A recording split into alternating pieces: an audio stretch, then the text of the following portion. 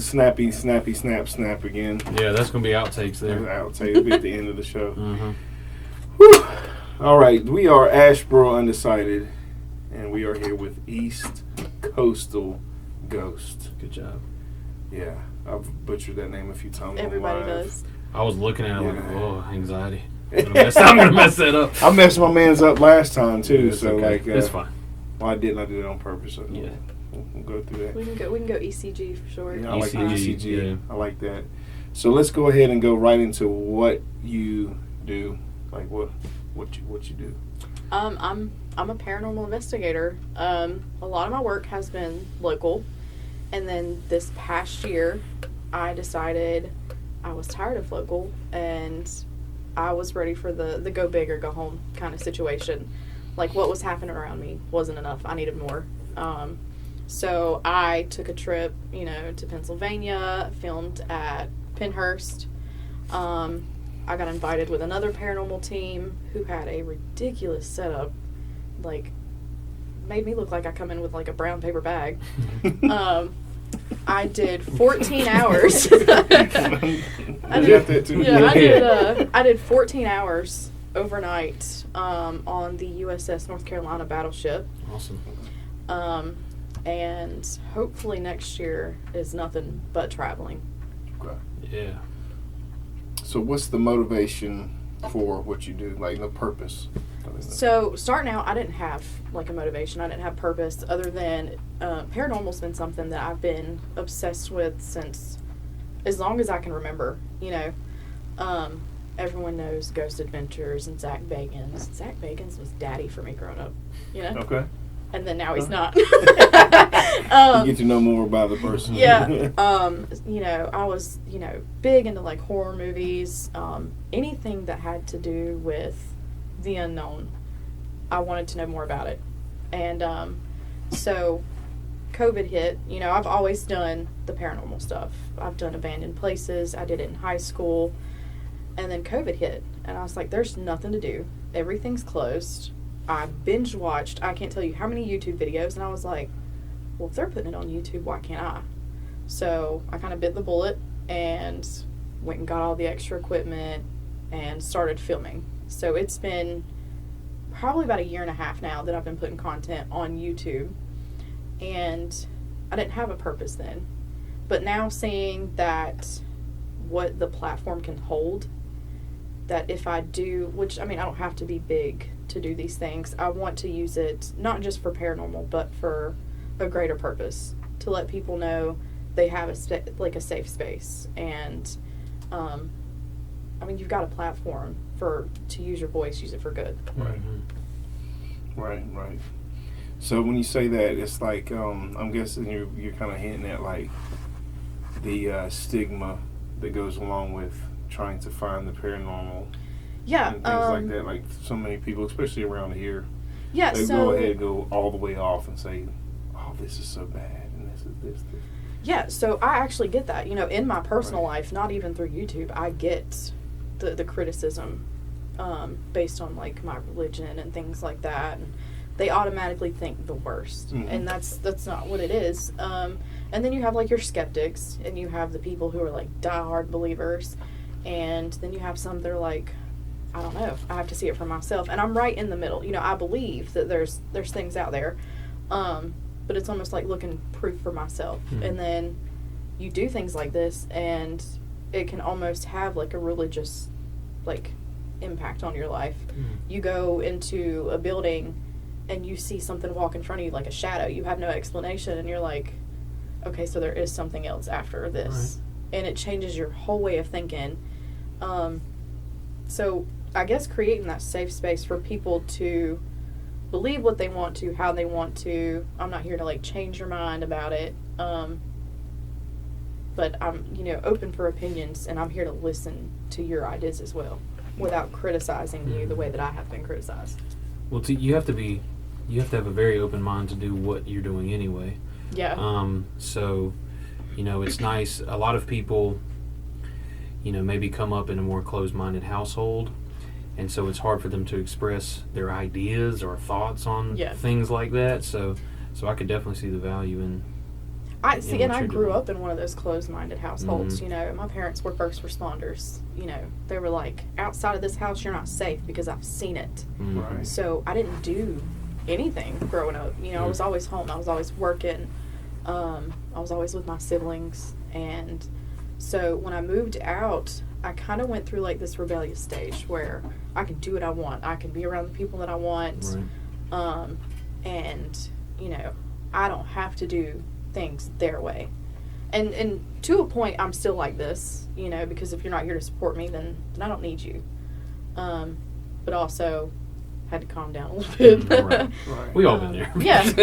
we all been It's there. human nature. I ended up Yeah, with a it's kid, growth. so It's no. growth. That too. Mhm. That too.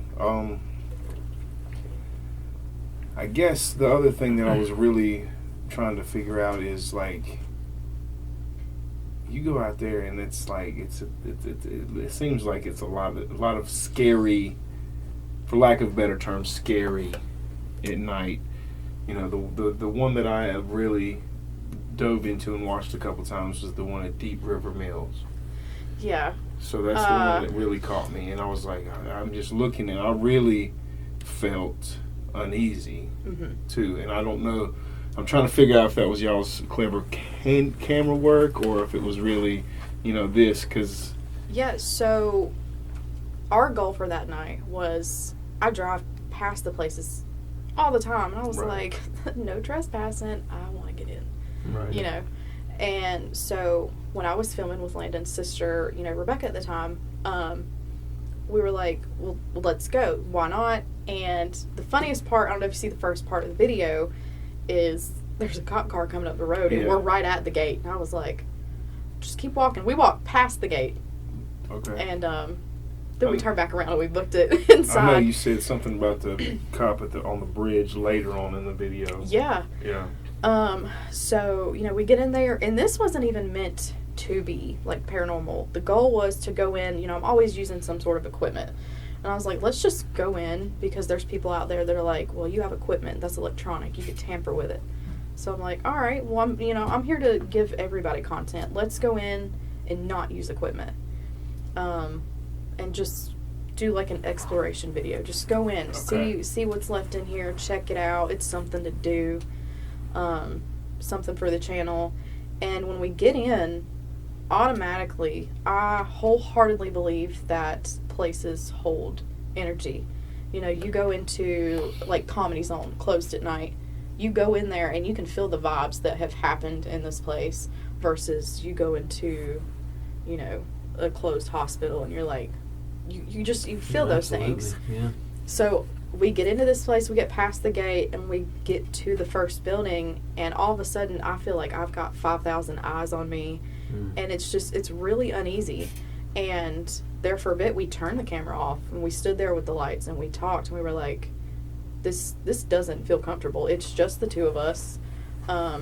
One thing that always goes through our heads in places like this is I'm more scared of coming across an actual person Right. than a ghost. Yeah. Yeah. I don't know if they've got weapons, what their motive is. I'm a female by myself alone at night in a world that we live in today. Right. Yeah. So we're like, you know what? Why am I going to say I'm a paranormal investigator if I can't go out and do something like this? So I push through it. And we get in the first building. And we get up, we go to these steps, and she's like, don't go up those. They're dangerous. I went up them. Yeah, so you said at the beginning, I'm like, I'm not going to go up those yeah, that's stairs. dangerous. You know, I got to keep it safe. And then you see me go up the steps. Well, a lot of the stuff, I don't even get home. Like, I don't see it until I get home and I'm looking at footage. Right. I get I up can those see that. steps and I pan the area. And I'm just looking around. Like, to me, it was unique. Like, there's a tree growing in the center of this upstairs level. Yeah, it's like that's wicked. it's like a roof, so there's no it's very limited way for a tree to grow. Right. Like there's got to be some kind of, other aura going on to make a tree grow to Yeah, be it's- like this. The tree was about that big. Yeah, It's completely indoor. It's indoor. Yeah, it's indoor. Like growing I've off the concrete floor. Oh, wow. concrete or steel floor. Wow. Yeah. Yeah. Yeah. So I get up there, I pan, I'm like, oh my god, there's a tree. It's like a whole nother outside. This is crazy. And we hear this laugh. And I was like, I don't know where that come from. So I get down the steps. Well, when I get home and look at that video, I can see, and I went frame by frame, and you can see a man standing in the back. I didn't see that with my eyes because I wasn't paying attention. I was, worried about not falling. So we catch a lot of stuff like that. I saw it, and I thought it looked like it was somebody being quartered, like it was like somebody was hanging like this. Everyone that has looked at it has said something different. Everybody has said something different. So I see the man standing there. I see his wife beater tank top. Okay. And see the belt to his pants. I've had my stepmom say that it looks like he's standing with somebody else, and you say that you see the corner. Yeah, I see like them just being strung out and ripped limb from limb is what it really looks like to me. Some people say that they see like a veteran. They see somebody that's hurt. So I get a lot of different responses. Well, I was like, all right, we heard the laugh. There's 5 other buildings right here, and we're at the top of like where the river runs through. And I was like, all right, well, let's go outside, check it out. We're walking down the gravel path, and something hisses so loud in her ear on the other side of me that I hear it. And I was like, that's not good.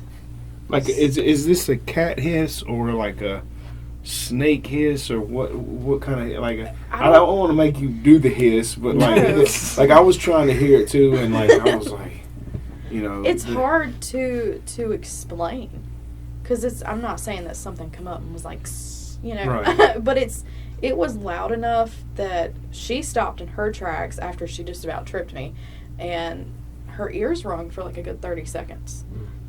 But it was also loud enough for me to stop, jump, turn around, and go, what was that? So I don't know if necessarily you would call it a hiss or a growl, or it was just some sort of sound that should not have been happening at that time, that didn't come from an animal or a person, not something like a cat or a dog makes. And I just, whatever it was, it gave me that feeling that we're not here by ourselves, and this is not what we intended to come for, but it's what we're getting. Yeah.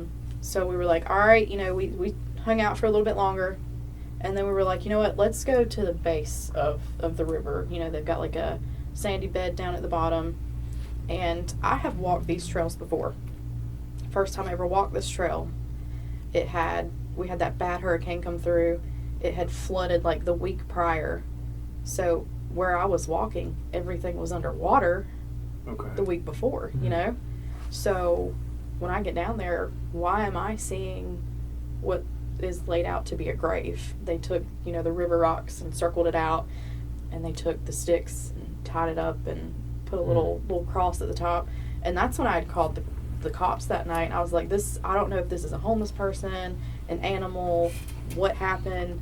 We just need to be sure, because this was underwater last week.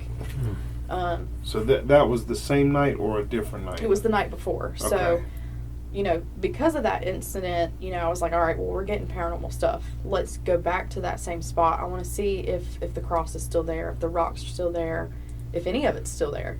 Okay. And so we get down the path, and, we're not getting a whole lot. I'm not seeing stuff. I'm not hearing stuff. I get to the spot where that grave was, and I'm like, all right, well, it's not here. So we start heading back. It's freezing out. And right as we're about to get back to the cars, I had mentioned something about, like homeless people being out there, I don't want them to think that I'm messing with them, You say they're territorial. They're very territorial. They are, yeah. Especially right there. And I respect that. They've had everything taken from them. Let them have their spot, Yeah. So we're walking, I'm filming, got the camera on me. Can't see in front of me, can't see behind me, because the lights are funny at night, and it sounds like somebody come out of the trees from a distance, and I can hear them run up behind me, which is when I flip the camera and I holler, and I'm like, oh, what the fuck? Like real stealthy. No, it was like a heavy run. Okay. And it was quick, and I turn around real quick, I don't see nothing, but from like the base of my neck to the top of my ass just got hot. And like my whole body's freezing. I've got tank top, long sleeve shirt, my hoodie, and I think my leather jacket on top of my book bag. I'm wearing all this stuff. I'm cold. I don't like the cold. And I feel just all this heat like down my spine. And by the end of that video, I'm ready to get out. I cut it quick. My eyes are watering. I've never had something like that happen. I've never felt that kind of feeling, that type of anxiety before. So or after? Or since any then? of it. Since then. And before then. So that was like the most you felt so far investigating. Yeah. Okay. It's just I've never had that type of... I didn't feel safe. In any location I've been to, aside from that one, I've never had the feeling of not being safe. I don't feel safe in that motherfucker in daytime. Exactly. Like after what you said, that bridge. Yeah. I really don't. Like, So like it was a lot, and at the time I don't think I knew how to take it in, because it was so unexpected after having such a calm night. It took me by surprise. So I get home, and I was like, I have to look at this footage. I know something was there. Normally I'll give it a day or two to kind of like get like my energy back and feel a little bit better, but it's 2:00 in the morning and I walk in the door and I'm like, I'm looking at this now. And when I do, I was like, gosh, I'm still hot, like I'm sweating bullets right now. And I start taking like my jackets and stuff off, and we're laying in the kitchen floor, so I'm not waking the kids and the husband up. And she freezes and she was like, don't fucking move. In my head, I'm terrified of spiders, so that's my first thought. And I'm like, oh my God, there's a spider on me. Bitch, get it off. And she was like, no, don't move. And I'm laying on the floor, and I see the flash go off behind me. I'm like, you're taking pictures of my ass. And she was like, no, of your back. I was like, okay, good. 1, I ain't got no ass. 2, why? So she turns around and she shows me. And you can see the scratches on my back, which those photos are on the East Coastal Ghost Instagram. Okay, I had to see. All right. So along with the picture of the man and me being called a bitch and stuff like that. I have to go. Like, I just watched the video, so I had to look like deep dove into Instagram. So I'm looking at the pictures and I was like, my first instinct is I'm gonna debunk everything. I don't just go out and look for a ghost. I'm a paranormal investigator. I'm to investigate why. If I can debunk it, awesome. We're good. Nothing's happening. But if I cannot find an explanation for what's happening, that's where I come in, Right. And so where I was scratched, I'm reaching behind my back and I'm like, well, I can't reach it here. And like, I could not physically touch my own back in the spot that I was scratched. And you had a backpack on, or did she have a backpack on? I had the backpack on with all the equipment in it, on top of like 2 jackets. And I'm like, how did that happen? So, and I think that was the first time, I've been physically touched by things, but that was the first time something, I guess you could say, has physically attacked. Like violent. Been violent, yeah. Abrasive, yeah. And I haven't been back to that place since then. Even in the daytime? No. Like, we went, it was during COVID time, but there was nothing to do, so we tried to walk the trails in the daytime. Like, and it just was like, nah, we're getting the fuck out of here. So, like, during the daytime, you get in those trails, and everything's good until you cross under that bridge, and, like, everything changes. And you can't explain why it feels so different. And like you said in that one, is like sometimes it is flooded, so you can't even reach that. And then other times you can get a little bit further in. Yeah, which if you see in the video, we had to cross water to get to where we were. Yeah. And she, what was her name? Rebecca. Rebecca was hard, like she didn't want to go through this. She's so klutzy, but yeah. Now, is that behind that really Halloween or Texas Chainsaw Massacre-esque house that's on Main Street? Like, it's right over the bridge. Yeah, when you're in Randleman, you can look over the right side of the bridge, and you see the trail, and that's where you can go fishing, and they've got the bench parks. You look over on this side, and right around that corner is all those abandoned mills that we were in at first. I'm talking about like when you're on the Main Street, and you go over that bridge, and then there's that little... That little... It used to be a bait shop or whatever. Yeah. And then after that, there was like a Texas Chainsaw Massacre looking type of house. Amityville Horror House. Yeah. That's like I would assume that backyard goes down to On the other side. So we Yeah. were on the other side. Like, I could Okay. see it up the hill from there. Okay. But if you're on the other side of the river, that's where we were. Okay, I see. Yeah. It's just some spooky stuff down there, really. Yeah. I wanted to film down there myself, and I didn't feel safe. And I saw y'all, and I was like, y'all have got some ambition. I don't know if you did it during lockdown or Yeah. you did it so it was like a little less chance of other people being out there, maybe, but still. Yeah, I really dove into the YouTube during lockdown, so we had nothing to do. It was Yeah. either sit at home or I was going to go out and find these places, and that's what I did. That one really spoke to me. I didn't deep dive, like I said, into your channel that much, but that one I watched a couple times. And then I noticed the comment. Somebody was talking about orbs at some point. Yeah. Now, what's that about? Because I tried to look back at that same timestamp and figure that out. You know, for anybody that does watch this and, you know, they're into the paranormal and stuff, if people do point out, you know, like orbs and stuff to me, yeah, I see it. I get it.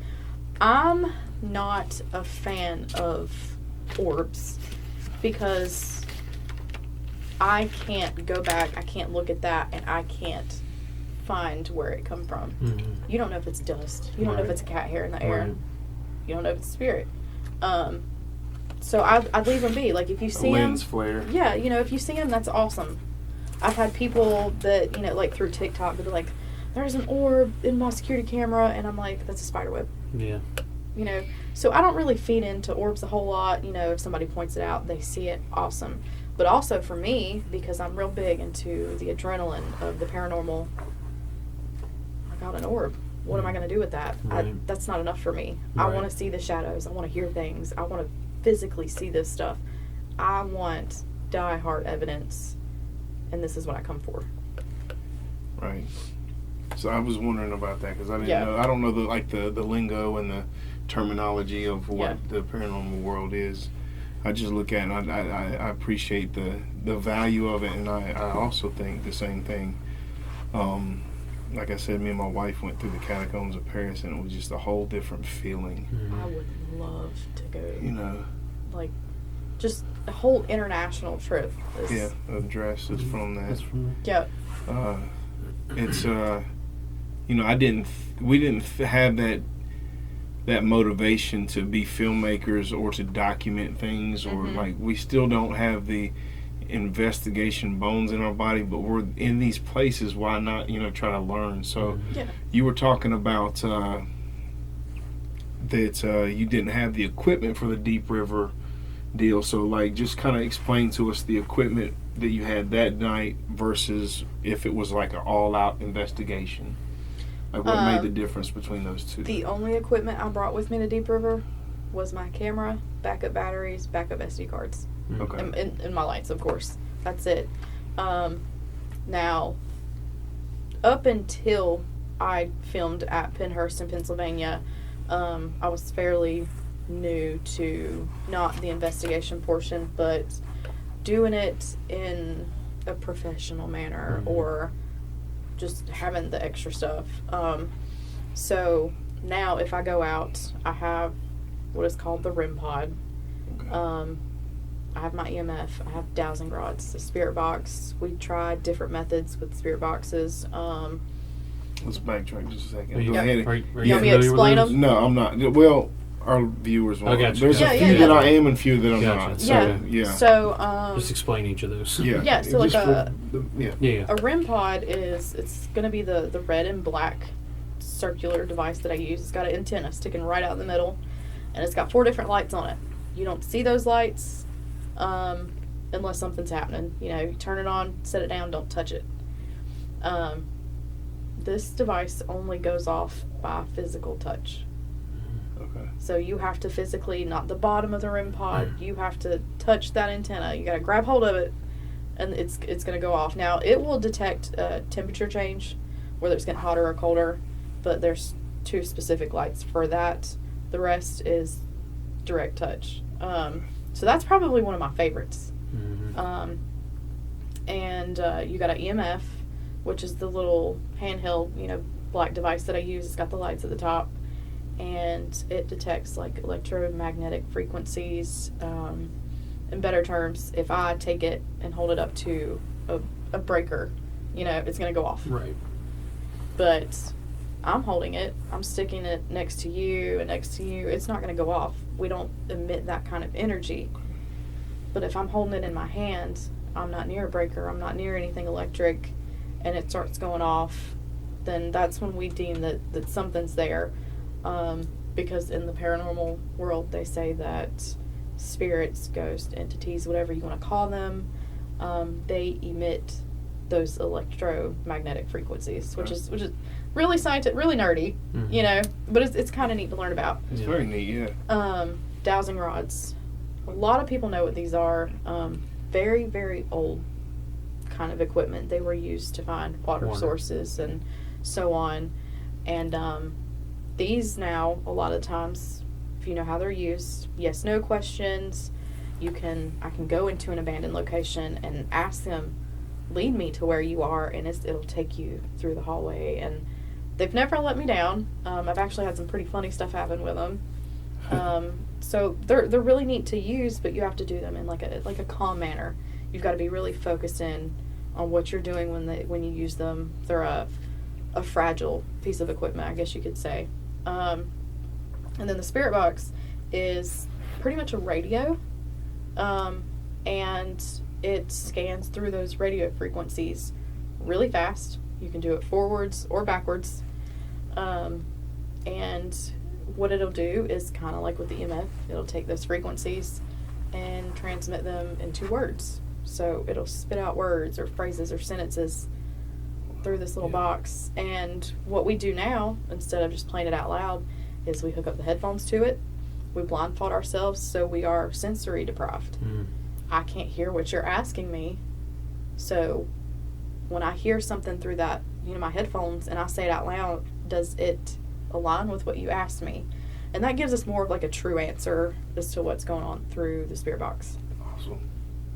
Yeah, and the spirit box, correct me if I'm wrong, because I'm a very beginner at my knowledge with it, but the whole reason they initially began to use those is because the theory that leftover energy is essentially what the spirits, ghosts are in these energies, but they can constantly change frequencies. Right. So the reason that you use a spirit box, which is constantly changing frequencies, is because you could be picking it up, or they could be right there, and all your other tools are not tuned in with the current. Yep. Yeah. Pretty neat stuff. Nice. Yeah. I'm glad we explained that. Yeah. Half of them I did, half of them I didn't. Yeah, which I do plan to get, more things. There's, people are using, they call it an SLS, which is like the Xbox Connect bar. Yeah. But what it does is you can hook it up to like your iPad or something like that. And so the camera of that SLS from the Xbox, you can scan a room and it'll show you like the stick figures. Yeah. And we've seen it used a lot. I'm seeing a stick figure over here, but nobody's standing there. It's an empty room. It's so cool. I've seen them like climb the walls and just crazy stuff. So I thought that'd be fun to like add. All these places I've been, like I just. Could you imagine like the going to the Great Wall of catacombs? China. Man, when you had announced that you were going to be our guest, I was like, we'll sit here and talk for 12 hours about all the different things. I could do it nonstop. I went to Blue Ridge Rock Festival. That was recent, and what they use for metal detectors are like energy scans, right? Yeah. And so they'll just pick up your cell phone, things like that. So I'm walking through, and the guy's like, and I wish my fiance was here because she could tell you the rest of the stories. My memory is like a goldfish. But I'm walking through, and the guy who's watching the scan is like, please come over here. And I'm like, what? And he shows me going through, and he's like, someone is here with you. And like, as I'm walking next to me, there's just like, right here, the whole way right next to me, all the way through. And he was like, I've never seen that in my life. The newest piece. The monkey on your back. Like, for real, you never know. Like, that makes a lot of sense. But yeah. But it was like, because it does. Like, if you had a cell phone running in your pocket, it's gonna show a square outline of where that is, and it will track it all the way through. So what they do is, if you have a gun or something, you walk through, it'll track it. and it'll just show where it is. Wow. Well, as I'm walking through, it's tracking something over here, following right next Maybe to me all the your way through. energy's just too strong. It's possible. You know. Maybe. I'll tell you, I don't want to get too crazy, but my previous employer, she did, she was into saging, you know, and she was, you know, she was very distraught when she could not light the sage when I was in the room. Like that really had her distraught. Yeah, so that's actually part of my practice. Okay. I'm pagan, so Gotcha. it's actually one of the beliefs is when you light sage, you let it burn out on its own. If you light it and it continues to go out, there's something negative within that space that does not want you to cleanse.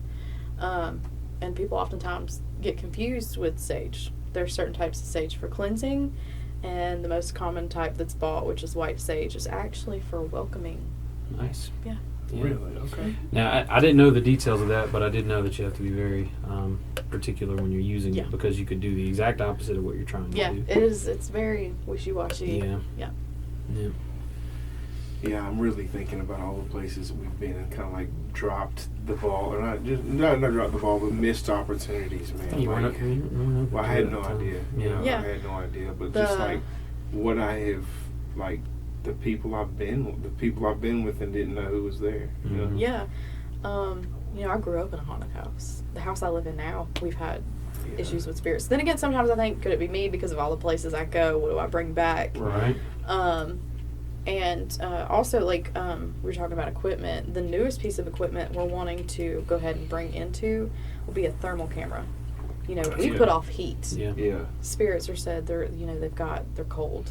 You know, the temperature changes, and thermal imaging cameras is pretty trustworthy. You know, my husband, he does mechanic work, so he uses like the thermal gun and stuff like that. A lot of people trust those. So could you imagine taking that, like if you were to take something like that to the catacombs? Yeah. I think just some of the equipment you can use it's crazy. Man, I'm just like I'm blown away a lot. Like you said, we could talk for 12 hours about this stuff easy. I mean, easy. throwback, because I've had a lot of different experiences, and like it's like one of my favorite subjects. Yeah. So the house you grew up in. Let's dive into that a little bit. Talk about I guess when you found out it was a haunted house. So I was really, really young. I don't remember much of the house. I do vividly remember, and my memory could be completely wrong because I was so young, but I do remember having the conversation with my grandma or my mom. I think it was my grandma, talking about she had watched a figure walk out of her closet and out into the hallway. And, you know, at the time, you know, I'm like, I don't know what ghosts are. I'm like 5 years old. Right. And before she passed, which was probably about 4 years ago now, we were talking about it. She was talking about, you know, the stuff that I was getting into and things like that. And she sends me a photo of that house. And you can see people standing in each and every window. Because she was really big into this stuff. She was like, this house is haunted and I'm going to prove it. And so she goes outside and she takes a picture of the front of the house. And she sends me the regular picture. I'm like, what are you talking about?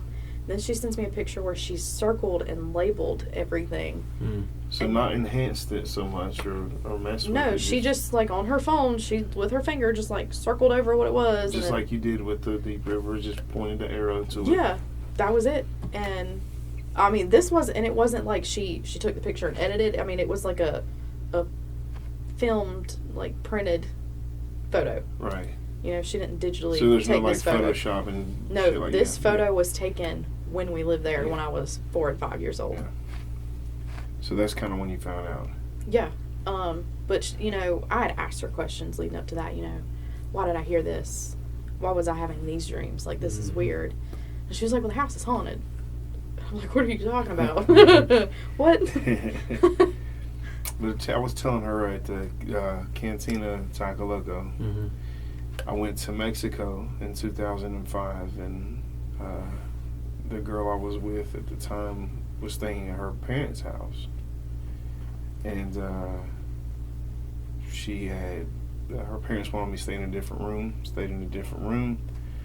I woke up in the middle of the night, and there was just stuff in there. Just stuff in there. It was pitch black in that room. Maybe a little bit of a light, because the windows up there were at the very top, like kind of like almost like bathroom windows, you know. So a little bit of light was shining in. Wasn't thinking anything about it. I was like, man, it's just either jet lag or you know, I had too much to drink, whatever. And then the next morning we were sitting around, and they had a maid or something, and they were talking about, hey, you sleep good in there? You know, I was like, oh, all right. Like, well, their grandfather had died in that room. Oh. And I guess that's who I saw. You know, I'm not sure, but I mean, kind of sure. And that was the moment that opened my eyes up to it. I mean, I was 25 at that point. The rest of before then, it was all speculation for me. Sometimes you have to, you know, when you see it, it's hard to talk yourself out of that. You know, when you see something, it's tough. And it's like it was very evident, and I think that's why I really lean a lot towards my black and white photos, is because that's what I see. You know, you see that. For me, I see the contrast of black and white when I see something like this. And then I'm thinking about just the time I spent in Mexico with all the Mayans and the Aztecs that were there. Like, what I was walking on pyramids that probably had heads rolling off that motherfucker all day, every day. Like, just the amount that I just, you know, you get somebody like Cheyenne in here to talk to you, it just like kind of opens up your eyes. Like, what did I miss all my life? And this is somebody that's not that's accepting to it. So like the people that really shun away from it, like, how much are they really missing? I had there was a place I was working at. We don't need to just bounce stories back and forth, by the way. It's opening my eyes to so much, but I didn't even think about the whole the Aztec. Even like with opening your eyes, people, you know, normal people that don't do what I do, something falls off the shelf. It was probably the cat. It was probably one of the kids. My first instinct is, what did it? Why did it do it? And why did it happen? That's almost like, you know, you don't ever see a red car. You go buy a red car. Now you see all these red cars. So sometimes it takes those people seeing for themselves, for them to open their own eyes and be like, okay, that's what I'm saying. You know, that open-minded space for people that, okay, maybe there is something after. Very true. Some people are so stuck and firm on their beliefs that they're like, nope. Here's a couple words that will justify why this should not happen. Exactly. Or it cannot have happened. You know, side note, you know, in the universe of Harry Potter, right? They the reason that they say like this exists and magic exists, but the reason you never see it is because people just explain it away. So similar. I've got a list of places you need to go. Like, you just said Harry Potter. Stories again. That's what I was saying. I was like, we're gonna do this all night. The Terracotta Warriors. That's another place I went, and that had to have been filled with the craziest amount of that. Like probably more than the catacombs. They buried the people in there. Did you know that there was catacombs in Chernobyl? No. They fucking all that shit just probably went to hell because that's where they went for their so there's other YouTubers I watch that went to Chernobyl before the Ukrainian stuff, like a year before the Ukrainian stuff, and they had went into the catacombs down there, and it is underneath the entire city. Wow. I mean, some of it has not even been dug out yet, and what it was is, you know, they were, you know, all these people are dying because all these diseases and everything else is going on at the time. And what they're doing is, well, they're digging for the limestone at the time. So while we're digging this out, let's put them in there. Wow, and it's all over the city. There's no specific mapping for it. They were just putting them where they had dug because they were getting what they needed. Whole different story. I didn't even know they had catacombs until last year. Similar to the Great Wall. Really, because that's what people just died in. I mean, you think about it, the wall. How old? You know, the earth is. Mm-hmm. You can't tell me that something has not happened everywhere. Yeah. But to know those situations that's happened, That's true. everywhere's got a story. Yeah. And when you figure out what those stories are, it's mind blowing to think that those things could have happened. Right. Right. Mm. That's It's almost like it, it's too much to comprehend there Yeah. for a moment, you know? it's overwhelming, but at the same time, it's very encouraging to me to know that that is, in fact, the way of Life. life. You Yeah. know, it's life. It doesn't, you watch different films and different stories and fables and all this. I mean, it doesn't, Pinocchio, just for the off Yeah. the top of my Yeah. head. You know what I'm saying? You got that. I mean, the son lives on in a doll. Mm-hmm. Yeah. There's a lot of symbolic energy going on there. There's Right. a lot of stuff that's going on there. There's a lot of, you're telling your son not to do this and this and this, but you're also telling the father that the son, if he dies, he goes through, this whole other change, Mhm. and his spirit might be in this doll. Yeah. He could definitely be in this doll. And then you bring it into a kid's tale, and then everybody thinks that it's just a kid's tale, but the very basis of it is. When was the last time you watched Pinocchio, dude? I watched it recently. Yeah, The me new too. one? But I read No, the Walt Disney, like the Oh, they cartoon. have the new one that come out with I like Tom the Hanks. new one. Yeah. I like it. People bashed it. I like that one. My kids love it. There's an Italian version that I really like, and then in December 8th, the Guillermo del Toro has a version that comes out on Netflix. So I'm really excited about that. But the book itself is just, if I remember correctly, it is like the kid dies. Yeah. The kid picks a pine cone up the last day of his life, and then the pine cone, the father gets drunk the rest of his life until the tree gets big enough from the pine cone that the kid brought, that he builds a kid out of it, and then here comes the spirit into Yeah. the kid. Right. And you've got the very basis of, like, I don't even know what century that literature is, but Which, I mean, it's in a lot of Disney fairy tales, don't they have some really just like Mm-hmm. fucked up story? Absolutely. that they Especially the would older make- ones. Like yeah. The Little Mermaid, that's a popular one. You are watching or listening to Asheboro Undecided, filmed in downtown Asheboro at Heart's Core Art Store. We appreciate you, and we also want to encourage you to subscribe, like, share, and comment on our content. Or general word of mouth would really help us out a lot. This is season 1. We're almost done filming season 2 at this point, and we really have a lot of plans for the future seasons. So anything that you can do can help. We appreciate you. Keep listening or watching. I mean, it's like one of those things where if you are not told when you're old enough, you're just like the same thing. Oh, that's not it. It's not it. Yeah. So you got to revisit it when Yeah. you're older and you're more experienced or open, not Yeah. older, Yeah. open-minded, Right. open heart, and you start thinking about that. Yeah. Man, I'm just thinking about all these places Yeah. and all these times. So let's stop the stories. I'm Yes, sorry. sorry. You're Sorry. good. Taking all your time, like some of your time. Let's go back to the Devil's Stomping Ground because I saw it and I watched it. That might have been your first YouTube video. Mm-hmm. I tried to watch a few of this and that, but those are the two that stuck out to me. There was goat bones and. I have that video. I think it's on my phone right now. Okay. And the craziest thing is I had deleted this video. Okay. Oh. So I happened to be talking about starting to film again because I've taken a lot of hits this year. So I stopped for about 6 months. I got to piece myself and my house and family back together. And so I was talking about getting back into filming, and my husband and I were gonna go. We were just gonna stop by Devil's Tramping Ground, just casually stop by this place. Yeah. And I was like, gosh, I can't believe the first time we come up here, like, we've seen this, da-da-da-da. 2 weeks later, I'm going through, and, I have to screenshot some things for, like, work to send it in to, like, my manager. And I look, and I was like, what is this video?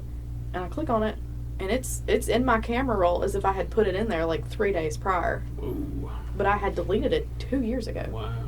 Wow. So I'm watching it, and I was like, man, we really found that night. And it's really graphic because, you know, the folklore is that, you know, this is where the devil resides. There's a circle in the ground, nothing grows. They can't explain why. You know, students from UNC have come down and tested the soil. Soil's perfectly fine. Don't know why nothing's growing.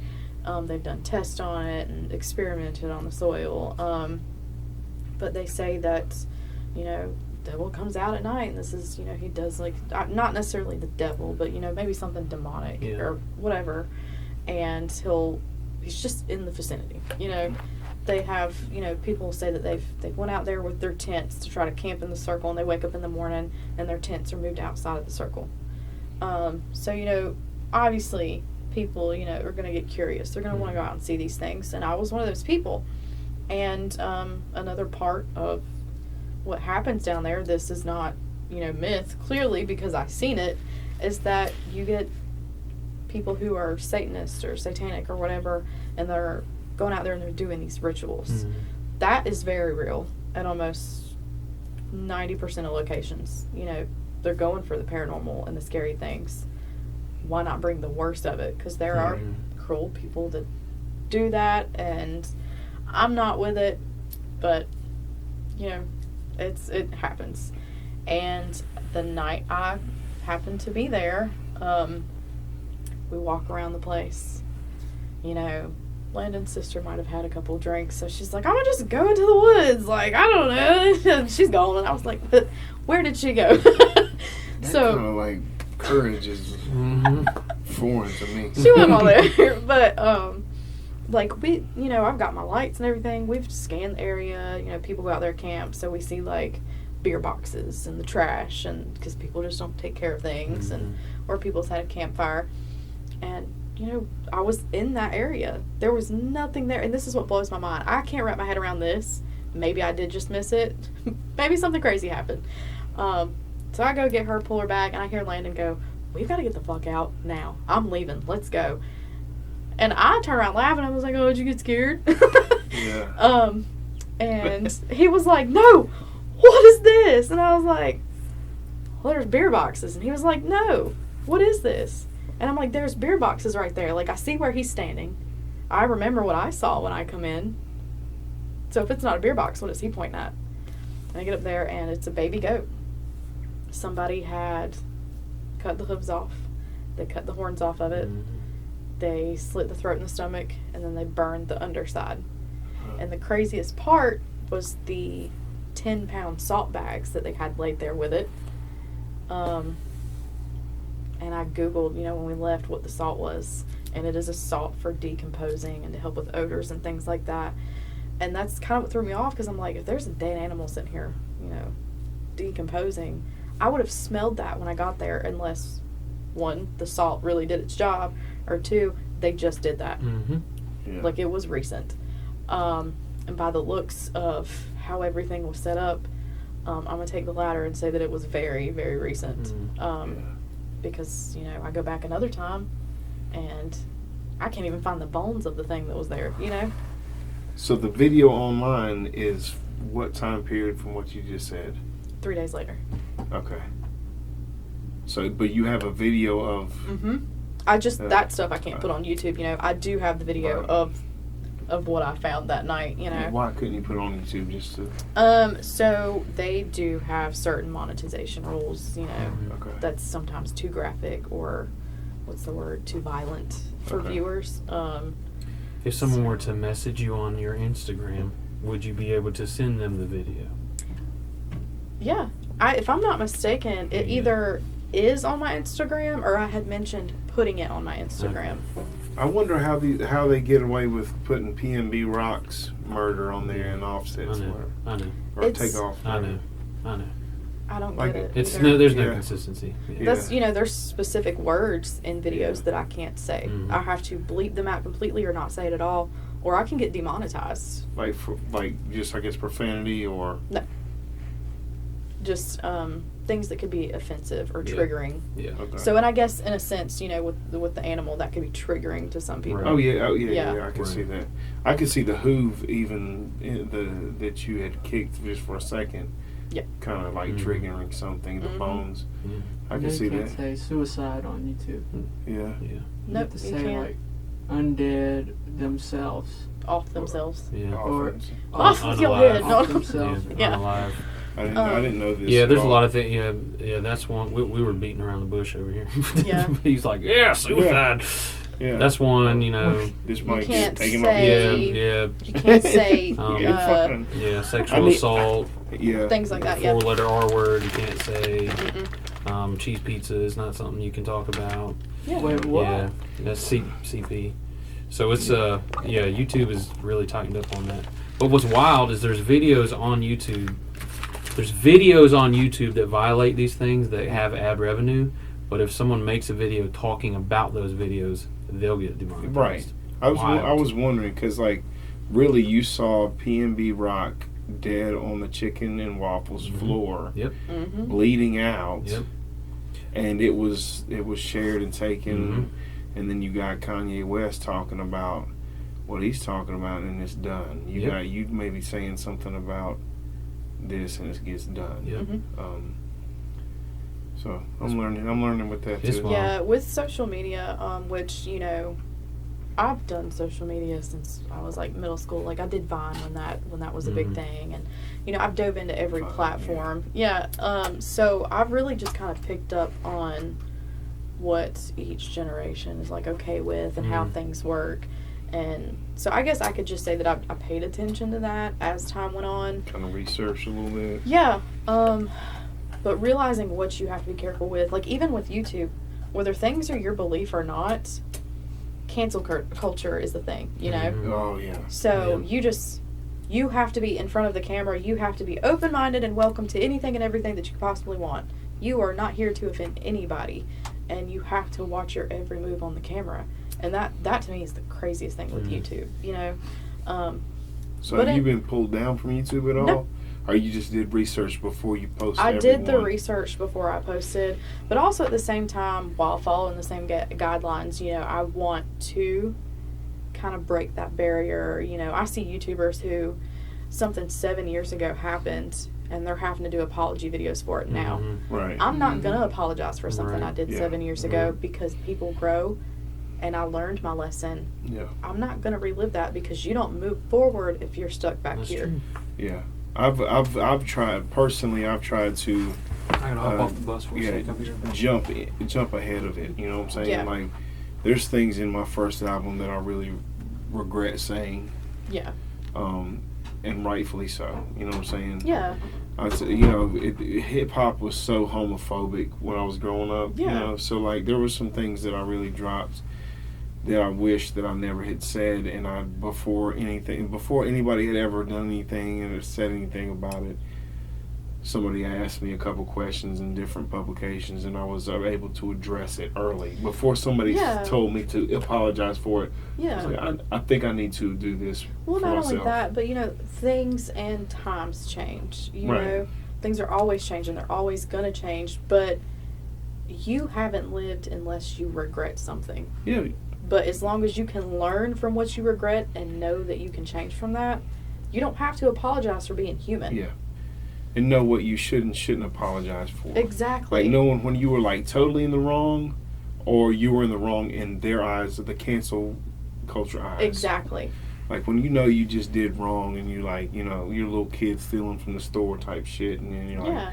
oh, I know I did wrong. If I have physically hurt somebody, or if I know like this is, you know, it could really mess with somebody, like Yeah. in their head, feelings are hurt, and I was just being arrogant. I'm in the wrong. I'm not going to apologize unless I know what I'm apologizing for and it's sincere, Yeah. for sure. But then nobody's gonna make you apologize Nobody's for something. gonna make yeah. me apologize Except for yourself. Yeah, I understand that. absolutely. Yeah. And that's Like- that's real hard with social media. Yeah. People are like, well, we want an apology. You want one, but do they want to give one? Is it as sincere as you want? Because you're going to find a problem with it anyways. Yeah. Yep. Like during the whole pandemic, everybody's trying to reach and search and try to find out. You know, we didn't know what the fuck was going on. Mm-mm. I said a lot of things I started becoming a person that, everybody kind of did a different thing, at that point. I started thinking about things in a different light, and it got kind of dangerous. Mm-hmm. And nobody but myself was able to tell me that, everybody else was, it didn't get to the point where it could have gotten, you know what I'm saying? Yeah. Like, I could have really went off the deep end and told people really 100%. But, like, at that point, I was able to catch it, because that was the beginning of a cancel culture, I think. Yep. Right then. And there's a beautiful movie called Tar. It's about the composer. Have you seen footage of it? I've seen like bits and pieces. I have a habit of falling asleep when I watch movies. Yeah. It's a composer, and it's she's an older woman at this point, so she's like doesn't really grasp the cancel culture yet. Mm-hmm. So she says some things in her classroom that really bites her ass at the end. Yeah. And she makes a really good point that like you got your Beethovens, you got your for that you got your Beethovens, your Chopins, your Haydns, you got all these people that how do you really know how they really were as people? Yeah. These fuckers were probably doing the things we said we can't even say, the 4-letter words probably. Mm-hmm. They were probably living lifestyles that are deemed not so great in the 80s and 90s. Mm-hmm. They're probably doing all this stuff. So she was like, are you going to grade this person because of that? Or are you going to grade the person for their work? And that's a really big thing right now. For me, it's separating the artist from the art. And, that's a whole another episode there. Yeah. 2 hours of talking. Yeah. Right there. Yep. And I believe solely that you can separate the artist from the art, and you should. And if you don't, then you are just a gossip monger. Yep. At that point. Yeah. If you can't really, I feel like where the line should be drawn there is monetization. Yeah. Like R. Kelly, for example. Yes. No one's going to say they weren't singing "I Believe I Can Fly." No one's going to say that they didn't do that they weren't singing that they didn't enjoy that song. And they still sing it. And still sing it. And they still have it at 5th grade fucking graduations. Yes, exactly. Yeah. And I've seen it. Yeah, Yeah. absolutely. And so, Yeah. mind you, he did some terrible things. But can you still enjoy his art? It's difficult knowing the type of person that he was. But I think the line should just be drawn at monetization. The art is not the person. It's true. It's true. Yeah. And you got to look down. Did he write the music? Right. Yeah. Right. Or was he just the voice behind it? Yeah. But I think that's where the line is. You can still enjoy it, but I don't think he should be, he or his estate should be making money off of his art. Exactly. Yeah. That's where I draw. That's where I yeah, think the line like is. that. Fucking Hitler was a fucking good painer. Mm-hmm. A good painer. Yep. Yeah. Not like an excellent. I've seen him. Good, Yeah. a good painter, man. Yep. And you've already got that's where Kanye's going to get thrown off, because he says something like this, and like, shit, I lived in a communist country for 5 years. Mm-hmm. I'm not going to be a communist, and I don't appreciate that type of government, but I can appreciate the art that this whole country has done for way longer than we've even thought about being any kind of a civilization. Right. Yeah. And this is where, people get really stuck in it, and they're really quick right now. I sound like my typical 42-year-old person saying, Old man on the porch, yeah. The cancel culture is needs to be canceled itself. Yeah. I understand, but I don't really fully get it, because we've never been able to comprehend the architecture in the world, every other type of art in the world, every type of other filming in the world that, like... The reason I don't agree with cancel culture is because what I believe that cancel culture is telling people is you are not valid for having your own opinions as a human being. Right. Everyone, all these people who get offended so easily, you have to go by what they say, because, ouch, their feelings. But the people behind the camera creating the content for you in the art, in the industry, what about their feelings? What about what they believe? What they're creating? It's a scary, it's a scary power play. It really is. It really is.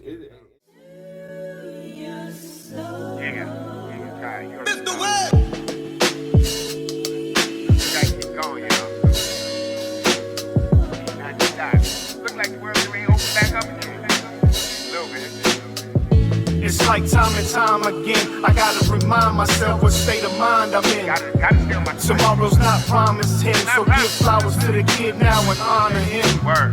Over time, though, the truth will be told. That TyBru music, chicken soup for the soul. Eventually, what was new will be old, but I refuse to mold like wax fruit in a bowl. I'm getting swollen, I shoot for the gold. But silver looking nice, so if I'm moving in pose, it don't really matter, stay true to my goals. The man in the mirror, stay proving the most. I've been ruining foes, who's a nuisance to growth. Don't get confused, I don't use my influence to boast. I just cruise in the shoes, who's improving the dose of the daily intake. Him break news in the post. Loyalty to fam is the glue of the code. Last resort nowadays is shooting a toast. If they test my last breath, I maneuver the roast. Mash out, fast flash, blast two, and I'm ghost. It's like time and time again, I gotta remind myself what state of mind I'm in. Tomorrow's not promised him, so give flowers to the kid now and honor him. It's like time and time again, I gotta remind myself what state of mind I'm in. Tomorrow's not promised. Probably all just You'll really get me going. That's really something I want to touch on, is the whole you know, separating the art from the artist, because that's something that people really need to they need to disconnect themselves from that, because that's how art was from the beginning. Yeah. Like, well, now it's even what I can almost. I mean, I try and even things I don't believe in, I try and approach with a level of understanding, and so I can almost see, you know, something like, well, this artist was terrible, so let's pull his art or whatever. I can almost see that, right? We shouldn't support this man. Like Bill Cosby had some hilarious stand-up specials. He did. I don't give a shit what anyone says. Bill Cosby himself is one of the funniest things that has ever been made. And he had some of the most wholesome material. Yes, exactly. Ever. Mind you, he was a monster, right? Yeah. I get that. So again, on one side I can see that. But where I really see it drawing the line is artists who, let's say, Eminem's a perfect example, right? And I know here we are again, 3 white people talking about Eminem, but Eminem's a perfect 2 white people. I'm gonna jump out of here. I'm gonna tap out if you tap down. So like some of Eminem's lyrical content is terrible, but he doesn't like that. That's his art. Yeah. And so what's strange to me, and where I really think is dangerous, is when you're trying to, you know, cancel art that isn't even, that has nothing to do with the actual artist. You know what I'm saying? Yeah. Like, because it's or like you said, you need trigger warnings in certain media, you know, things of that nature. And I take this to an extent of, it's so simple. It's almost as simple as minding your business, kind of. Mm-hmm. You know, you don't like what you're seeing, that's a trigger for you. Don't watch it. Right. Yeah. You don't like what you're hearing, that bothers you. Don't watch it. Don't listen to it. Well, also there's like, something else for you. But don't put your likes and dislikes on me because it didn't fit your style. Because this is my style, and there's people that fall in the category of my style. And don't try to make the next production from not happening because of what you say. Yeah. Because that's, you know, that's another whole thing too. There's a whole campaign going out about Disney from the start of, I don't even know if it was The Little Mermaid when they released it was going to be African American or that, and then the Turning Red. Like, it's just, there was nothing wrong with that movie. There wasn't absolutely nothing wrong with it. I seen it. No, thought it was cute. we saw it too. Like, we loved it. There's also, you know, so many, like the Pinocchio one was also things because they said that they couldn't do from the previous one. Of course, like the drinking of the beer, like they replaced it with root beer. Was it root beer? But again, do you know how important it is that those kids were drinking beer? Do you know how important that is to that story? Yeah, it's incredibly important to that story. Yeah. I mean, and again, it's not encouraging children to drink beer. It's literally the opposite of that. You know, that's why I like the. But exactly. That's why I like the Guillermo del Toro was supposed to like actually still go by some of that. Hopefully, we'll see. Yeah. I think it comes out December 8th. But And like the smoking of cigars and things, you know, like that is a crucial part of that story. Yeah. And it's just strange that people want to cancel that when like loose example, but ties in, right, is Tropic Thunder. Okay, Yeah. you know Tropic Thunder. They accept it because he was Iron Man. Hold on.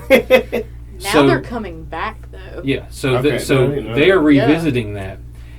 Robert Downey Jr.'s character was a stab at white actors and whitewashing. That's what it was. And white actors who just go over the board to play non-white roles. That's what that character was. An incredibly well-written character. White chicks. White chicks, was yeah. very good. So incredibly, but look, that's what. But that's what Robert Downey. That's what Robert Downey Jr.'s character was in that movie. Yeah. An incredibly well-written character. Yeah. Right. But they're going back on that and saying he's in blackface. Like this should be swiped. But you're missing the point. Yeah. Yeah. Like You just see a picture. You This just is see a protest of blackface. Well written, Yeah. comedic, but it is a Yeah. protest against it. Yeah. But because of the existence of it in the movie, now they want to cancel the movie. I didn't know that this is really like In a couple fair- years. Yeah. Oh, In the last couple of years, yeah. Yeah. oh man, White Chicks was really good. That was Mhm. That is still one of my yeah. favorite movies. Is White Yeah. Chicks getting any kind of backlash? No, but like as you were You saying, can't get a Blu-ray copy of it, so like it's not like going through the same things that Tropic Thunder's going Gotcha. through. yeah. But like you were saying, Tropic Thunder was meant for saying, you know, hey, this is wrong, don't do this. Right. And then it's almost like White Chicks not too long after come out and they were like, we're cool with this because it was a different time then, Yeah. you know? Yeah. And so it was a big comedy Right. fiasco. Yeah. Right. It's strange. It's Yeah. it's, It is. it's all It's it's very strange, very delicate. But it's, yeah, like and you these said, are the things delicate. that these are the things that I sit and stew on, having going Like to be you said. raising a son. We hope you're enjoying this episode of ASHEBORO Undecided. We're taking a quick break to do a little promotion for some of our products, mainly Grieving Process, the visual EP, and the audio EP. This is a project myself and Marshall Alexander, who is another host on this show, put together a few years back. It's the visual EP was something very innovative, very unique at the time. Still pretty unique. It's every song that's on this EP. We shot a video for and blended together seamless. It's won several awards around the film festival circuit internationally. We take a lot of pride in this. So we heavily encourage you guys to check out the info in this content. Look for the link and purchase this from our catalog. Thank you so much. Keep watching and listening. What would be the ultimate investigation for East Coastal Ghosts? I won't say that I have one particular spot that would be like the main investigation. I think my idea of this is it would be maybe like a road trip, 2 weeks solid of a different, you know, location every night, like some of the United States most haunted or the world's most haunted. Call me up. I'm gonna ride with you. And doing Yeah. doing a different location every single night, because it's going to take time, it's going to take dedication, it's really going to push my limits, and kind of see where that puts me, like what links I'm willing to go to for the paranormal, and what links the channel can go to, and maybe see how different locations react to different things, and it's a lot into it, but that to me would be the ultimate, you know, different location every night, different state every night, 2 weeks straight. 2 weeks of just doing it every night. Every single night. Like just That'd be awesome. for get a 2 schedule weeks out. straight, I live and breathe the paranormal.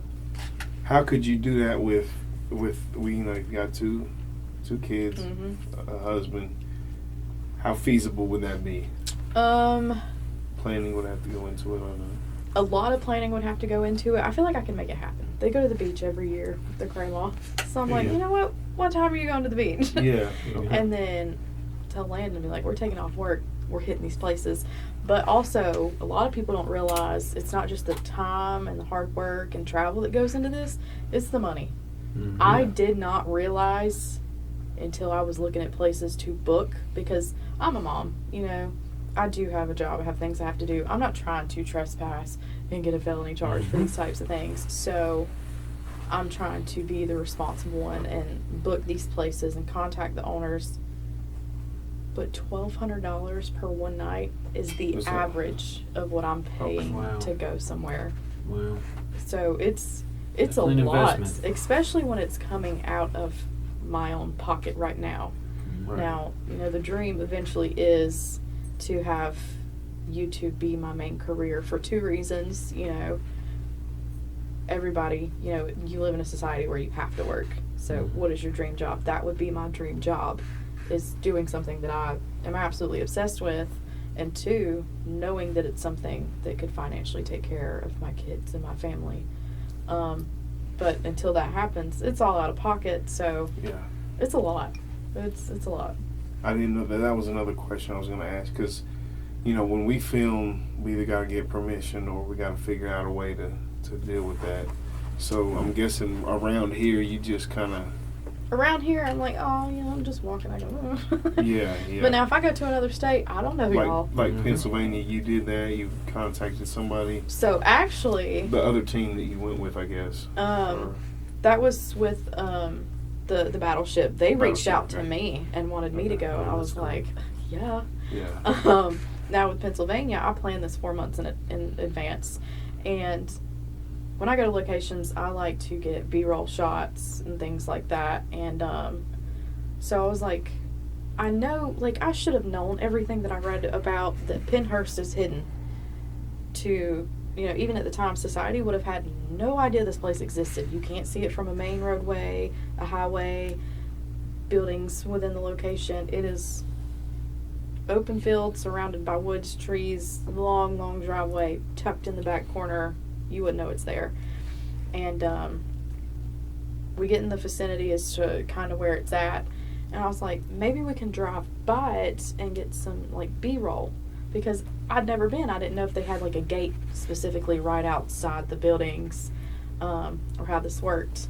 So we get up, there's like an old, like I guess what used to be a garage, and then there's a sign that says no trespassing, and then you see the gravel driveway. So we stopped right at this garage, and I was like, well, crap, we can't go down this driveway. And a car comes out, and he's like, hey, can I help you guys? And I was like, oh, I'm here, I'm doing the investigation tonight. I didn't know if there was a possible way to get B-roll, not go in, just, outside photos, something like that. He was like, no, you can't. Actually, you're lucky I'm here, because there's a camera attached to this building right here, and just your vehicle being this close to the trespassing sign, typically cops would be here in about 5 minutes. And I was like, wait a minute, I'm states away. Like, you should probably put that on your website when people buy tickets, because a lot of people are going to want to come up here, Yeah. So it so is. You buy tickets to be able to? Yeah, like you in advance, like, buy your slot to be at this place. And then you can do whatever at that point, or what? Depending on the location. So with Pennhurst, I didn't know, which I will be going back, I didn't know the most expensive ticket that I bought was not the one for me to have the entire facility to myself. Okay. That is when I figured out $1,200 for me to book Pennhurst completely alone. What I did that night, For how many hours? 7. Oh, shit. Yeah. So, and a lot can happen in 7 hours, Yeah.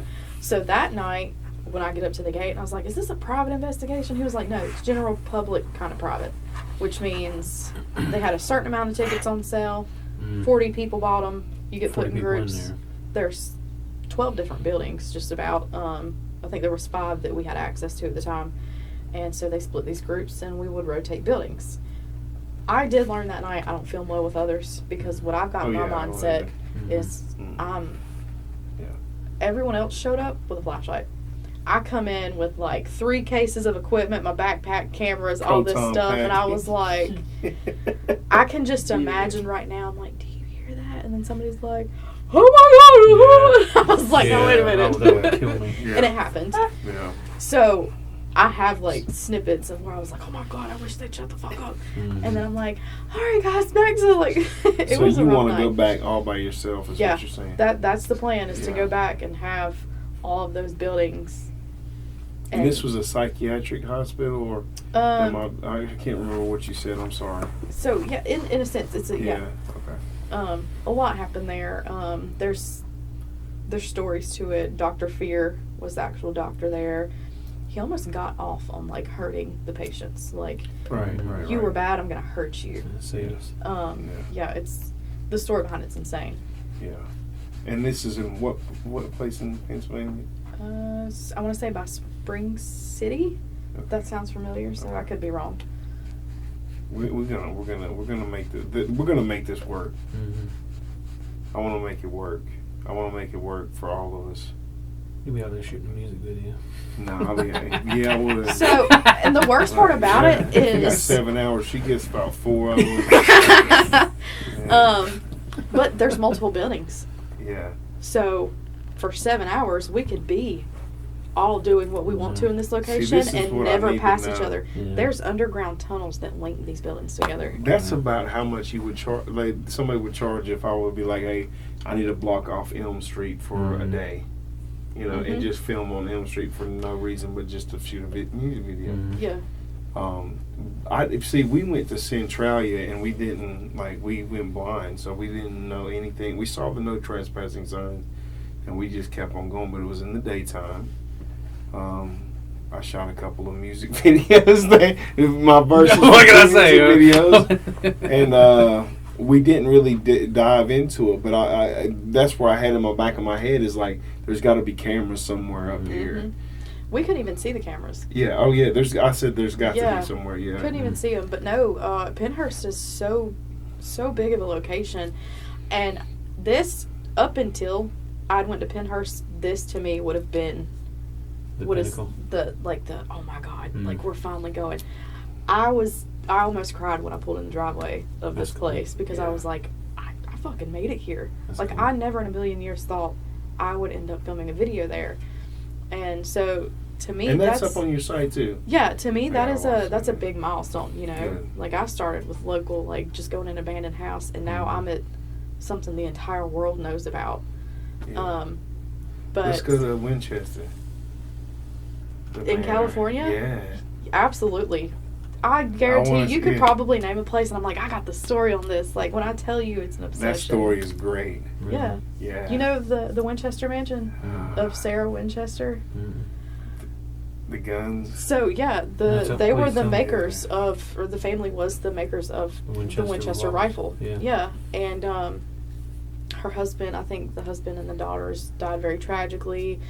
She couldn't cope with it. She goes and sees a medium, and they're like, well, you created a weapon, so everyone that has died on the other end of that weapon, they're coming for you. Mm. And so for 36 years of her life until she died, I mean, she's a millionaire. They invented a rifle. She Right. spent her whole life constantly building onto this house. There's stairways that lead to nowhere, doors that you Whoa. open on like the second floor that just You don't know drop where. to the pavement. And you open it and you're on the edge of the house. There's so much to it, and there's numerical value, like spiritual numerical value to it with Oh, the yeah. numbers 7, 11, and 13. Mhm. Definitely something you have to check out and look Yeah, up. I will do that. Yeah.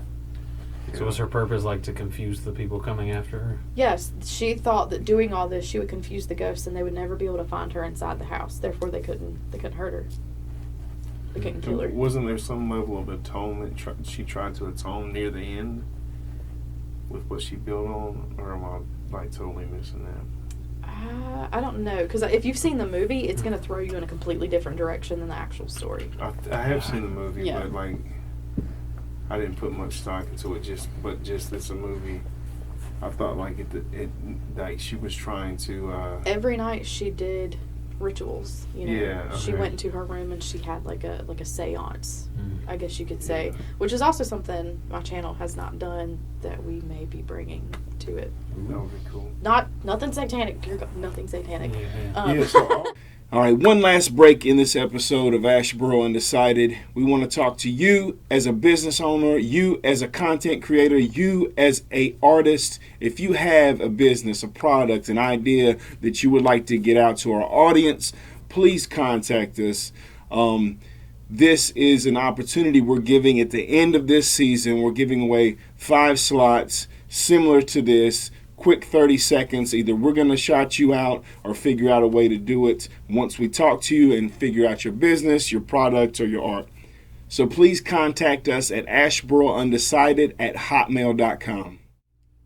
I'd like to say that I'm East Coastal Ghost, but it didn't start with just me. It did start with Landon's sister. So, you know, I kept the name. I've had questions about changing it, but I lost my train of thought completely. No, you're my good. God. We were talking about the anyway, yeah.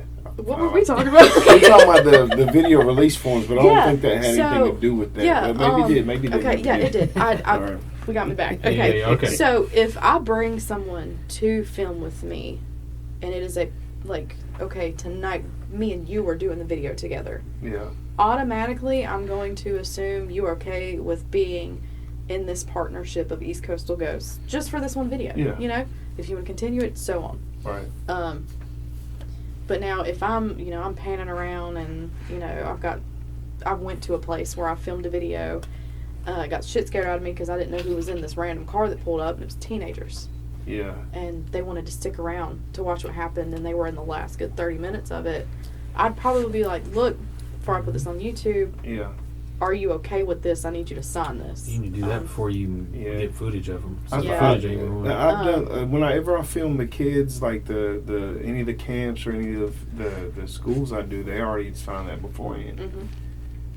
But I do, like, we just word of mouth for the videos, and now learn from that whole situation. It's got to be, you know, I've got to go ahead and just lock it in. People are just, Yeah. a lot of people get really picky about stuff, and that's something I even need to work on, you know. Yeah. She was like, I can't believe this, and I was like, look, this is still the story. There still is going to be somebody praying in it, so just be peaceful with it, you know. There's going to be both. Dante went through heaven and hell and purgatory, so there's going to be the heaven, there's going to be all that. Just don't worry about it, and like from now on, like, it's just going to be, you got to sign this waiver. Wait until they find out a lot of the stuff that was laid on the table I brought from my house. Yeah, I was like, well, somebody brought that out. I was like, Yeah. So I'm I had, fine with It's it the all, atmosphere. you know what I'm saying? yeah, I had a really big situation before me and my husband got married. His family's really religious, mine's not, and so, you know, when I started being really open about what I do and my practice and things like that, you know, his family was like, she's for the devil and da-da-da-da-da. And there for a bit, you know, he did take it out on me. And then I was like, you're a dumbass. You've known me for 8 years. Am I really demonic? You know? It's, am I satanic? And he was like, well, no, not really. I'm like, well, if you know me, then, you know, why hold that against me? And sometimes it's just silly stuff. Like, they know you're not a bad person and you're not into that. Why? Yeah.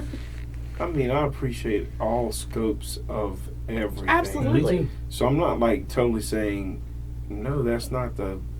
You can't have one without the Yeah, other. that's not what I can't say I'm not going for that, but I can't say I'm definitely not saying that's all I'm about. You know, too, at the same time. Right. So that opened up my eyes a whole lot, and we're just, you know, talking and just figuring this out. So I guess we'll go to the ASHEBORO Undecided question. Okay. Because that thing just ran out about 10 minutes ago. But we did give a lot of our stories instead of hers. That's true. We can run longer. Yeah. Yeah, I have nothing to do. Kids are asleep. Let me. Oh yeah, we just had 10. So. Yeah, no, y'all do what Give you about want. 15 more minutes. So the ASHEBORO Undecided. So what we call ourselves the ASHEBORO Undecided is because we are a podcast for a city that really doesn't know itself quite yet. Yeah. And so what would you say, especially with your experience, because that's what I want to reach out to people that kind of like, they're not really the outcasts or like our black sheep, but they're kind of like, A little bit we different. don't feel like this is our city yet because Yeah. it's still stuck. It's stuck. So what would you do? What not you would do, but what would you think would improve ASHEBORO? ASHEBORO, I believe, is home to a lot of struggling people. I think all of ASHEBORO is struggling, and I don't think you can convince me that there's people that aren't, because you've got duplicates of just about every fast food restaurants within a 2-mile radius. You've got a mall that ever since I've been here has struggled with what stores. There's no stores in it. I can't tell you, every time I've been in there, you don't see people. And I think ASHEBORO is so worried about corporate businesses and locations that they forget that what's really going to make this place thrive on what it is the people that built it. Shop local and really not just help brand those local companies, but if you're giving to the people that are, kind of creating the area, they're gonna give back. And I think that is the only way, not just ASHEBORO, but any small city, town, whatever you want to call it, is going to be able to succeed, is quit giving to those who already have it, because all they're doing at this point is taking. They're not giving back. But if you give to those and you really work with those and you shopping local and, things like that, you're building a connection to create a community. They're going to give back in some sort of way. So I think unless ASHEBORO is able to do that, I think it's going to stay stuck. Because up until friends introduced me to you, I would have never known that there was a local artist like this. And there's so much that hides in ASHEBORO that has potential. Nobody's given it a chance. Yeah. And that's the hardest part. Yeah, same way with you. Like, there's ways that we're finally like connecting with people that are like-minded. Marshall, he's originally from Hillsboro. Met him in Charlotte. He's done a lot musically, and then he's here now. And we all struggle with the fact of the struggle for me is, should I fucking stay or should I go the fuck somewhere else? Absolutely. I have the can I build something here, or is this just this place?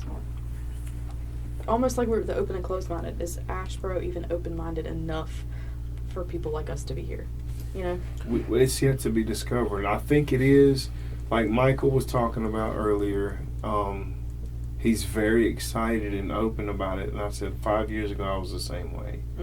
And right now, I just don't know. I just don't know. The more I meet people and talk to people like that are in this room and that we invite and talk to and that we see out in shows, like the more I'm energized to feel like that. But then, when they open up so many of the same type of shops in downtown, which is not a long stretch, who are they catering to at that point? Yeah.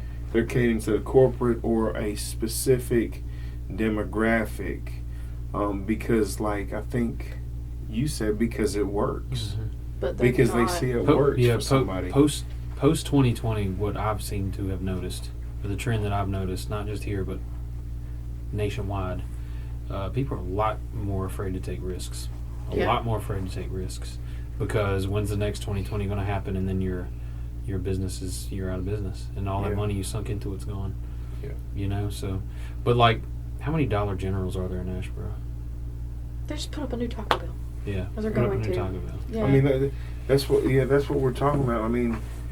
You're the third guest in a row, by the way, to talk about that Taco Bell. And nobody even goes there to begin with. Why open another one? I'm like, do something that's open something that for moms. Jesus Christ! And that real estate where that is so prime, because that parking lot is always full. They're always doing events there and all kinds of stuff. Do you know how much, me being a mom myself, I follow mom groups. You know, earlier this year I had to leave my job because of childcare issues. Right. Yeah. Could you imagine where the Taco Bell was put? Maybe even if it's just for a couple minutes, opening a gym that was dedicated to moms. Have somebody sit there with their kids. They're gonna boom off that. You're giving moms a break. They're creating relationships and things like that. Also, the third parent has said something similar. Yeah. I mean, if you cater instead of to a certain demographic or the corporate or what's trending at the moment, cater to what the actual community needs, the place will thrive, and it'll happen so quick. You won't know what happens. Again, I do not want to get political, but your more conservative towns tend to only go towards things that are guaranteed to work. Yep. The more safer bets, they're less likely to, try something new, to branch out and try something that maybe has worked in this town, but Asheboro has never seen before. Yeah, it's like if it's somebody that's independent, they will not back that. Right. They'll act like they back it. Yeah.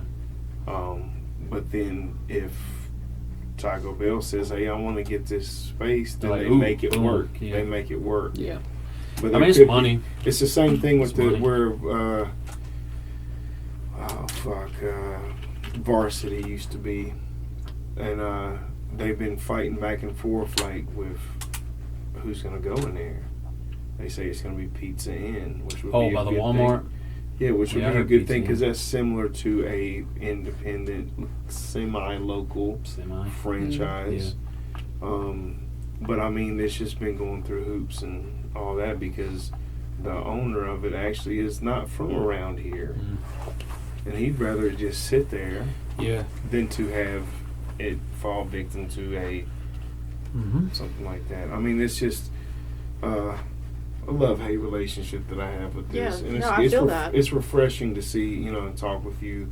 And that's the basic premise of this podcast that we're trying to do, is just trying to enlighten Asheboro to who we have here and who might be somebody that you want to, link up with and talk to, because matchmaking is important. Yeah, there's a lot of opportunities and people with big possibilities that are hiding in Asheboro, and like I said, everybody's so worried about this one thing that nobody shines a light on what could be the bigger, better thing. Yeah, That's you true. know. So. And it could happen. I mean, really, people are really focused in on, like Michael said, going to the work, going to bed, waking up, doing it again, maybe having a weekend out with the family. That's it. And we're above and we got to be above and beyond that. I mean, we got to evolve as a human race. This isn't, there's people that love the jobs that they do. And there's people that just want to do a job and they want to go home and do that and then wake up again the next day. Yeah. They want to have that. There's enough room for everybody. Right. Yeah, absolutely. And we don't have to just all be focused in on, hey, let's work this job, wake up, do it again. And then we don't have to force them to come and do like random sporadic stuff. So I was thinking critically about that question the other day. Because after the last one, we had spoke about the zoo. And I was starting to think about the zoo, right? And the zoo, you have to come here to get the North Carolina Zoo. That's where it is, right? Yeah. So if you and your family are planning a trip to Asheboro, what are you going to do? Like, damn, we're in Asheboro, we have to go see the zoo, right? That takes all day. Yeah. Okay. So first of all, that's your day. That's your whole day there, is at the zoo. And then second of all, there's so much like real estate near the zoo that's just empty or residential. It's strange to me that the biggest tourist attraction in this city has nothing around it. Not even in the city. You can get to the biggest in the U.S. Well, The biggest zoo in our... What are you talking about? The zoo? Yeah. Yeah. It's the biggest one in the United States. Yeah. Okay. Yeah. All right. Was it like the biggest natural habitat? maybe biggest thing. In Yeah, the because United there's States. San United Diego, States, Yeah. but so It's like top 5 in the world. yeah. I was at the Beijing Zoo and it had a list Wow. of people of zoos in the world, and it was top 5. And I Wow. was like, I Yeah. saw in Beijing. And that just proves your The point even Beijing more. Yeah. Zoo, So, yeah. so that's what I'm Yeah. saying. You know, if you're coming here, you're coming for zoo, right? So, but again, if you go to the zoo and you leave, what are you going to get to first? The interstate to get out of here, Yes. or anything else other than that? Yeah. You're not going to find an attraction. Yeah. You're going to go to the zoo. They You're going to hit the interstate, and They you're gone. fuck themselves over. They fuck our city And they knew over. they did. Yeah. The moment the ideas even came about that Yeah. they're putting an interstate in, a lot of people were like, "Well, there goes Yeah. business." I mean, Yeah. they were Yeah. booting people out of their houses to put it in. Yeah. You know? They fucked it over because also that the zoo hours are later, so that disencourages people from staying the night Mhm. previous. So Right. if you open up at 7 o'clock, 8 o'clock, I mean they open up at 9, fine, but if you open up at 8 o'clock, they're like, hey, I can just stay the night before, get up at 8 o'clock, Yeah. do my thing. By lunchtime Yeah. or early dinner, I can go Yeah. out and see what's going on and stay the second night. Yeah. But if they're open at 9 Or o'clock, hell, do the nightlife the night before. yeah, if they're open up at 9 o'clock and you seeing that they're right off the highway, Mm-hmm. you're not gonna. I mean, it's Yeah. just it's piss poor. But what Michael was talking about, there's that whole big expansion for the Asia. the Asia, but right before then, right beside one of the rest homes, the older the nursing homes. Mm-hmm. There's that whole Oh yeah, yeah. the yeah, sports yeah, thing. Yeah. So, but still, they're supposed to have the remnants of like walking in and having like pieces of the city around to encourage you. So Okay. they're trying to be like, oh, here's Four Saints beer over here. Right. Here's something from Vintage Cottage. Here's Yeah. something from here. You walk in here, you can drink and you can Yeah. have fun, and then you can watch some games or whatever you do. But I'm just if you're coming to Asheboro Yeah. and you're making a trip to Asheboro, what are you going to do? Once in a while, they'll go to Magnolia, and that's about it. Yeah. I mean, honestly. Yeah. I've yet to go there. But Yeah, I mean, so- even the vendors inside of the zoo, what Yeah. are they? They're There's- owned by the zoo, or Yeah. am I wrong about There's that? one that's like a local company from Greensboro. Mhm. There's the chicken coop thing that they have a food truck that sets up, and it's not from Asheboro. Right. It's not Magnolia. Right. I mean, it's their own separate thing. It's That's what I'm like saying. Orlando Disney Mhm. is their mentality. It's there. They love Asheboro, but they're not Asheboro. Right.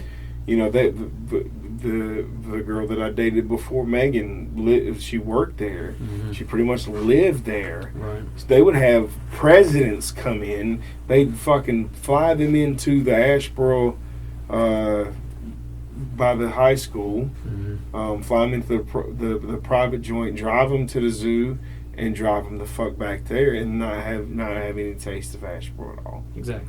Because it really is, if you think about it, that's 30 more minutes in somebody's life. Mhm. Somebody like a president or an actor or actress or somebody like that, that's 30 more minutes in a day, one way, maybe back, Yeah. like almost an hour extra Yeah. for their itinerary. So they're not going to do that. They're Right. just going to get on their jet and go back to Washington, Mhm. D.C. and be Mhm. done. And that's what I'm saying. The location is just very Yeah, discouraging for the rest of the business in Yeah. Asheboro. yeah.